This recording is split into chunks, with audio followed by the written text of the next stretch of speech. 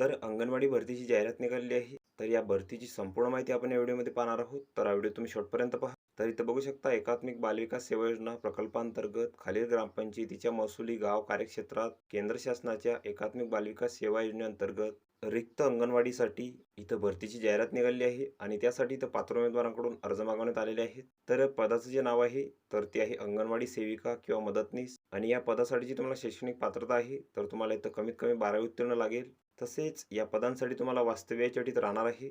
तर अर्जदार महिला ही त्या गावातील ग्रामपंचायत नव्हे तर फक्त महसुली गाव, वाडी, वस्ती, पाडी यातीलच अर्जदार महिला ही स्थानिक समजण्यात येईल व अशा महिला उमेदवार इथं अर्ज करण्यासाठी पात्र असतील. तसेच त्याबाबतचे प्रमाणपत्र तुम्हाला इथे लागणार आहे. तर यामध्ये रहिवासी दाखला तसेच या पदांसाठी जी वयोमर्यादा आहे तर ती 18 ते 35 वर्षापर्यंत आहे. तसेच विधवा उमेदवारांसाठी इथे 40 वर्षापर्यंत आहे. तसेच तुम्हाला इथे लहान कुटुंबाचे प्रमाणपत्र लागणार आहे. तसेच तुम्हाला भाषेचे ज्ञान लागेल. तर तुम्ही 10वी किंवा त्यावरील शैक्षणिक पात्रता मराठी भाषा विषयासह उत्तीर्ण असणे आवश्यक आहे. तसेच ज्या अंगणवाडी केंद्रासाठी सेविका व मदतनीस यांची नियुक्ती करायची आहे अशा अंगणवाडीमध्ये 50% पेक्षा जास्त मुले इतर भाषा बोलणारे असतील तर अशा अंगणवाडीमध्ये सदर भाषेचे ज्ञान असलेल्या उमेदवारांची नियुक्ती इथं केली जाणार आहे.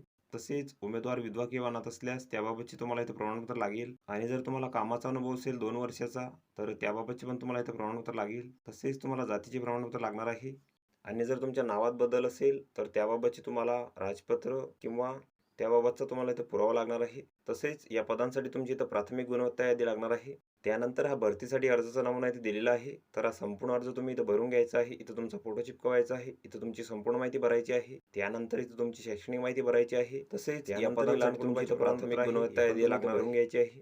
त्यानंतर अर्जासोबत तुम्हाला तुमच्या कागदपत्रांची इथे साक्षांकित प्रती जोडायची आहे. तसेच पदवी, पदविकेची गुणपत्र तसेच MSc झालेली असल्यास त्याबाबतचे प्रमाणपत्र, जातीचे प्रमाणपत्र तसेच शाळा सोडल्याचा दाखला, नावात बदल असल्यास राजपत्र, अधिवास प्रमाणपत्र, लहान कुटुंबाचे प्रमाणपत्र, विधवा किंवा अनाथ असल्यास त्याबाबतचे प्रमाणपत्र, रेशन कार्ड, आधार कार्ड.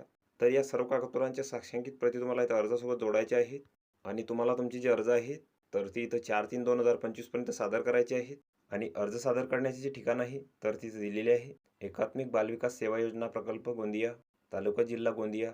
तर या ठिकाणी तुम्हाला तुमचे जे अर्ज आहेत तर तिथं सादर करायचे आहे. तर ही संपूर्ण माहिती तुम्ही इथं बघून घ्यायची आहे. या PDFची लिंक तुम्हाला डिस्क्रिप्शनमध्ये मिळून जाईल. तुम्ही तेथून ती डाउनलोड करू शकता आणि संपूर्ण माहिती इथं बघू शकता. तर व्हिडिओ कसा वाटला मित्रांनो? व्हिडिओ आवडल्यास लाईक करा, शेअर करा आणि आमच्या चॅनलला सबस्क्राईब करा म्हणजे येणारे व्हिडिओ तुम्हाला सर्वात आधी पाहायला मिळतील. चला तर भेटूया पुढच्या व्हिडिओमध्ये.